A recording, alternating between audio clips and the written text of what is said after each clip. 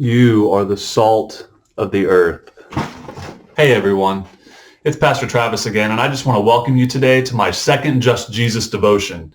As I said last week, I'm going to start this devotional series by looking at the Sermon on the Mount, because the Sermon on the Mount is probably the most prominent teaching that Jesus ever gave, where he challenged people's understanding of God and gave specific insight on how his followers are supposed to live. In his introduction to this message, the Beatitudes, Jesus flip-flops the traditional understanding of God's blessing system by basically telling these crowds of people that they couldn't necessarily link their circumstances directly to God's blessing. Or to say it another way, just because you were sick or poor, it didn't mean that you were that way because you had sinned or that you had done something wrong. In the same way, just because you were healthy and wealthy, it didn't necessarily mean that you were doing something right that somehow merited more of God's favor. God doesn't work that way. So Jesus tells the crowds that true blessing is found by having the right attitude and having the right perspective, by being humble, by seeking God, by trying not to manipulate God, by doing everything right to try to win more of his affections. And so Jesus says, blessed are the poor in spirit.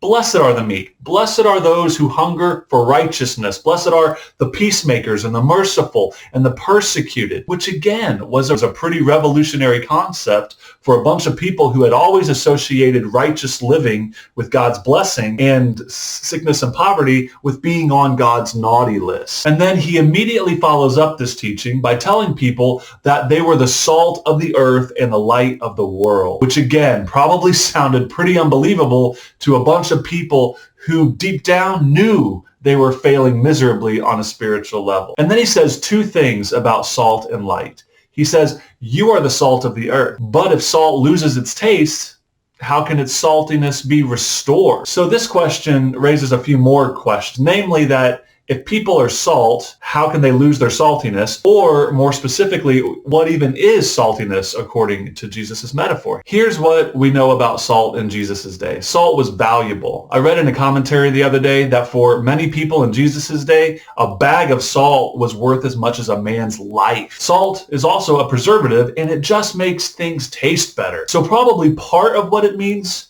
to be salty, according to Jesus, is that his followers are to preserve what is good and make the experience of life better, something that we often forget. But that's not all, because if we link what he says in verse 16, saltiness and light can also be compared to good works or good deeds that are intended to bring glory to God. Because he says, in the same way, let your light shine before others so that they may see your good works and give glory to your Father in heaven. So saltiness isn't just good works or good deeds in general. They're good works that specifically point people to the glory of God. If God ain't getting glory, it's not very salty. But Jesus is also saying that it's possible for salt to lose its saltiness, but also that saltiness can be restored if it's lost its taste. And here's the part of his metaphor that often gets missed, is how can salt be made salty again if it's lost its taste? Because after Jesus tells people that while they were the salt of the earth, capable of losing their saltiness, he says that it's no longer good for anything except to be thrown out and trampled under people's feet. Ouch! And while that may sound harsh, what he's really saying here is that trampling and trials are always great opportunities to get salty again. So after flip-flopping the way people understood God's blessing system, Jesus basically tells everybody that it's their job to make the world better by preserving what is good in such a way that it points them to God. Jesus wanted people to know that they were valuable and that God loved them. And he wanted them to know that whatever their current circumstances were, it wasn't necessarily the result of God's special favor on how they were living their lives or his disapproval for always messing up. He wanted them to know the truth, and he wanted them to point to God in whatever circumstances they happened to find themselves in. He wanted them to find their satisfaction in seeking righteousness, in being merciful, and advocating for peace, no matter how good or bad things